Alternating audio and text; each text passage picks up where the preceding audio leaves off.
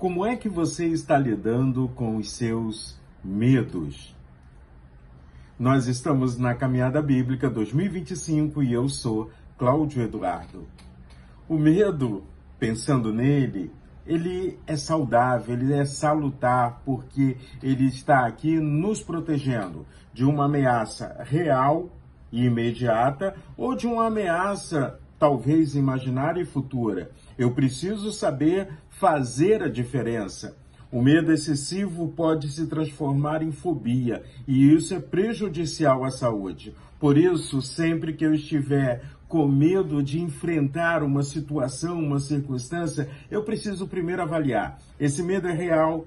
Se tal fato acontecer, que prejuízos trará à minha vida? De que maneira eu devo me proteger para essa situação, para essa circunstância? O medo aumenta o batimento cardíaco, o nosso organismo libera hormônios e vamos à luta. Porque o medo não é para nos travar, mas para que façamos uma avaliação correta de como enfrentar os desafios que a vida nos oferece. Mas eu não quero falar com você sobre medo, eu quero falar com você em não ter medo, como a Bíblia cita inúmeras vezes. Não temas, não tenha medo, eu estou com vocês, vamos nessa, diz o Senhor, porque eu vou acompanhar você em toda a jornada. Nós estamos lendo o livro do Apocalipse. E estamos no capítulo 2, que estamos falando sobre as 7 igrejas, e hoje nós vamos começar a falar sobre a igreja em Esmirna. A igreja em Esmirna era uma grande cidade do Império Romano, que estava numa região chamada de Ásia Menor. Era uma cidade linda, rica, com uma produtividade tremenda. Diz a história que havia ruas muito bem pavimentadas, inclusive uma era chamada da Rua de Ouro nessa cidade. E aí nessa cidade nós temos uma igreja que está sendo perseguida porque Esmirna demonstrava grande fidelidade ao imperador e ao Império Romano. E aí essa igreja, ela estava passando por dificuldades, ela estava enfrentando problemas de perseguição. Vamos ler o que nos diz o texto bíblico sobre a igreja em Esmirna. Apocalipse, capítulo 2, versículos de 8 a 11, diz assim: Ao anjo da igreja em Esmirna, escreva: Estas coisas diz o primeiro e o último, que esteve morto e tornou a viver. Conheço a tribulação pela qual você está passando, a sua pobreza, embora você seja rico, e a blasfêmia dos que se declaram judeus e não são, sendo isto sim sinagoga de Satanás. Não tenha medo das coisas que você vai sofrer.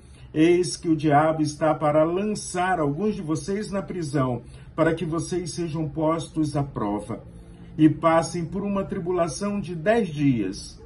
Seja fiel até a morte, e eu lhe darei a coroa da vida.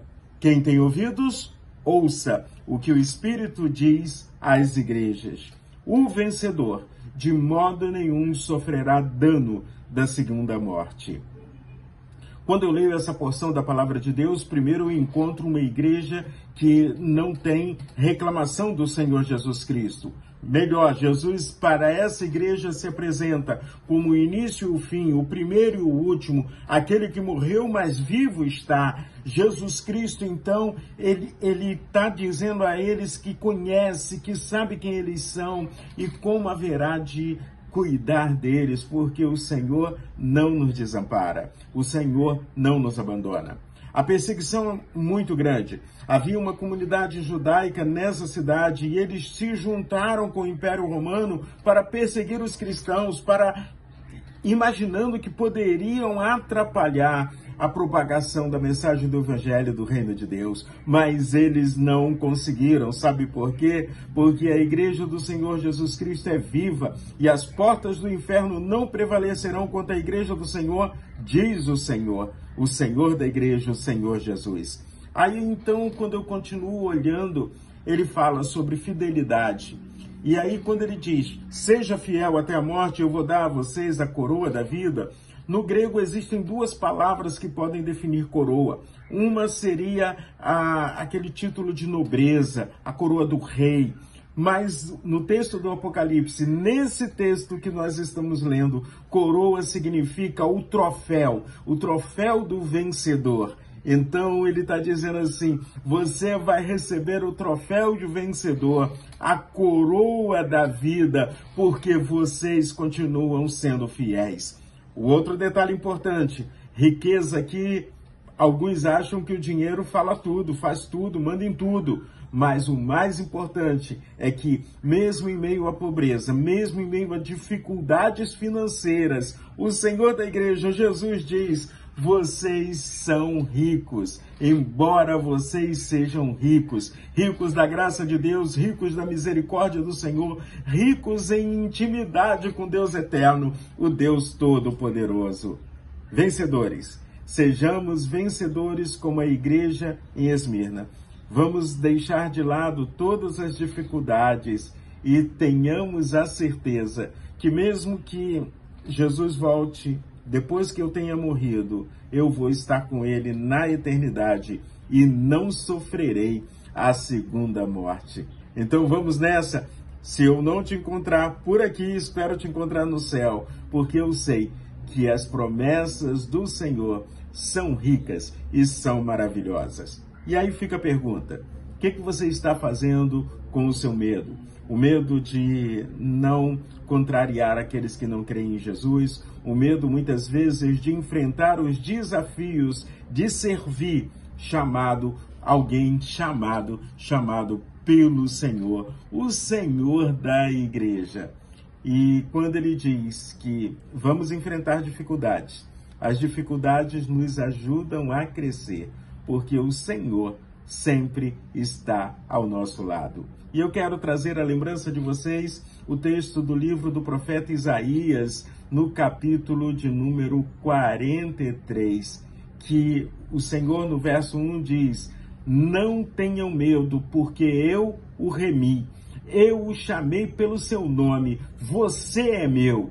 Quando você passar pelas águas, eu estarei com vocês. Quando passar pelos rios, eles não o submergirão. Quando passar pelo fogo, você não se queimará, as chamas não o atingirão. Você é meu, diz o Senhor. Então, vamos caminhar com o Senhor, não estamos sozinhos, vamos enfrentar os nossos medos e as nossas lutas com a certeza de que Deus, no seu amor, na sua bondade, na sua misericórdia, está ao nosso lado e viveremos eternamente com Ele. Se esse vídeo abençoou a sua vida, compartilhe.